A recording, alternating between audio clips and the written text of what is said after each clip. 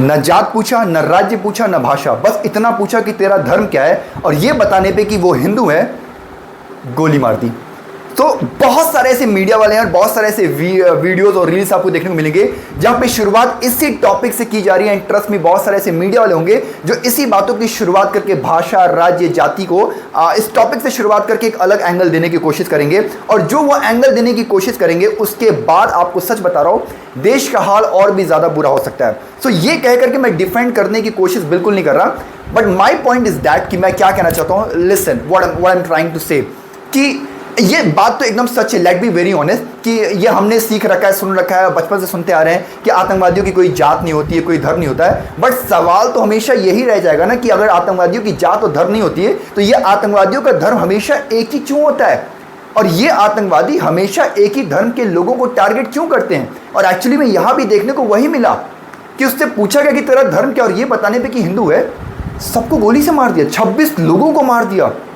सो रट रखा है, हम लोगों ने सुन रखा है कि कोई जात नहीं, कोई धर्म नहीं होता है आतंकवादियों का, पर बार बार ये आतंकवादियों का जो धर्म होता है वो यही एक ही क्यों होता है, और जिनको वो मारते हैं उनका भी धर्म वही क्यों होता है। Let be very honest guys, ये चीज़ फैक्ट है, उसको आप डिनाई नहीं कर सकते, ये सच है। बट मैं यहाँ पे पता है क्या कहना चाहता हूँ, इंपॉर्टेंट चीज़, कि ये जो बहुत सारे मीडिया वाले और बहुत सारे लोग ऐसे जो वीडियोस बना रहे हैं ना, और इसी से शुरुआत कर रहे हैं, न जाति पूछा, न राज्य पूछा, न भाषा पूछा, ये 3 पॉइंट को बोलते हुए ये एक्चुअली में इसको ये अलग एंगल लोग बहुत देने की कोशिश करेंगे। और मैं ये कह करके कसम से कह रहा हूँ, मम्मी की कसम, माँ की कसम, मैं कोई भी साइड नहीं लेने की कोशिश कर रहा हूँ, क्योंकि जो उन लोगों ने किया है वो इतना गंदा है, इतना बुरा, इतना घटिया हरकत किया है कि सच मानो जो उनका जो माइंड, जो उनका सेट ऑफ माइंड है ना, जो थॉट प्रोसेस है ना कि अगर हम ऐसा करते हैं और काफिरों को मारते हैं तो हमें जन्नत मिलती है, बहुत नीच और घटिया सोच उनकी। अगर ऐसा सोचते हैं तो मैं ऐसा कह के साइड लेना नहीं चाह रहा, बट मैं इतना कह रहा कि वो जो भाषा, राज्य और जाति का जो शब्द इस्तेमाल करके एक अलग एंगल देने की जो कोशिश की जा रही है वो बड़ा खराब है, क्योंकि ये सीधा हिंदू वर्सेस मुस्लिम चीज़ों को एक एंगल बनाने की कोशिश की जा रही है। और मेरा जो पहला कंसर्न है वो ऑब्वियस सी बात है कि जो बेचारे जो मर गए उनके घर वालों के साथ मेरा कंसर्न है, कि मेरा दिल फटा जा रहा है सोच सोच करके इस वक्त उनके ऊपर क्या बीती होगी कि वो घूमने गए थे और उनके साथ ऐसा हुआ। बहुत बड़ी घटना है, बहुत ज़्यादा मुझे लगता है कि ब्लैक डे की तरह ये आज का दिन मनाना चाहिए और मानना चाहिए, और हर साल इस ब्लैक डे के तौर पे इस दिन को भी जाना जाना चाहिए। तो मेरा पहला कंसर्न उनके लिए है। बट एक और है जो कंसर्न मेरा है, वो है इंडिया के, हिंदुस्तान के मुसलमानों के साथ, कि वो मुसलमान जो सच्चे मुसलमान हैं, अच्छे मुसलमान हैं, और उनके अंदर भी देशभक्ति है, देश के प्रति प्रेम है, और वो देश के लिए हमेशा स्टैंड लेते हैं, खड़े होते हैं और गलत चीज़ का साथ देते हैं। मुझे बस अब थोड़ा सा कहीं ना कहीं इस बात का कंसर्न ये भी होता जा रहा है कि कहीं अब वो मुसलमान जो सही हैं, अब उनके साथ इंडिया में क्या होगा, कहीं उनके साथ गलत ना होने लगे। क्योंकि जो ये राज्य, भाषा और जाति का वर्ड इस्तेमाल करके जो एंगल दिया जा रहा है, इसके वजह से ये होगा कि इंडिया के जितने मुसलमान हैं अब उनके प्रति नज़रें और भी ज़्यादा खराब होने लगेंगी। I am not taking side, माँ की कसम आई एम टेलिंग कि I am not taking side, but बस जो देश में अब एक आगजनी लगने का जो एंगल बन रहा है ना, I am talking about that. मैं बार बार 2-3 बार बोला है ना कि जब आतंकवादी कोई जात धर्म नहीं होती, मैं बार बार बोल रहा हूँ, लेकिन बार बार वो एक ही धर्म का क्यों होता है, I am saying all the time, right, अब बार बार कह रहा। But main thing is that कि जो मुस्लिम जो है इंडिया के, वो अगर वो जो सही है, जो मैं वर्ड यूज़ कर रहा हूँ, जो सही है,